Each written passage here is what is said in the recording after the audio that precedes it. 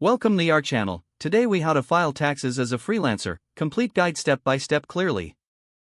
First, gather all your income documents for the year. This includes 1,099 forms from clients and records of any other freelance income. Next, track your business expenses. Keep receipts and make a list of expenses like software, equipment, and home office costs. Once you have your income and expenses, calculate your net income. Subtract your total expenses from your total income to find this figure. Now, determine your tax obligations. Freelancers typically need to pay both income tax and self-employment tax. Consult the IRS guidelines to find the tax bracket that applies to your income level. Consider using bookkeeping software to help manage your finances. This can simplify tracking income and expenses throughout the year.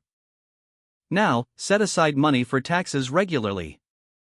It's advisable to save a percentage of each payment you receive. Next, complete your tax forms. For freelancers, this usually involves filling out a Schedule C along with your 1040 form. If you're unsure about certain deductions, seek guidance from a tax professional. However, many common deductions can be found on IRS publications. Once you've filled out your forms, review them thoroughly for accuracy. Make sure all numbers match and that you've included all necessary documentation. Now, you need to decide how to file.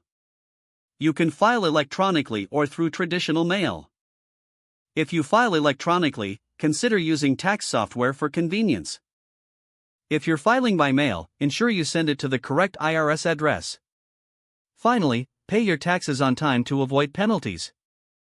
Keep a copy of all your submitted documents for your records. Review your filings each year to refine your process moving forward. Stay informed about any changes in tax laws that may affect. By following these steps, you can navigate tax filing with. Don't forget to like this video and subscribe to our channel for more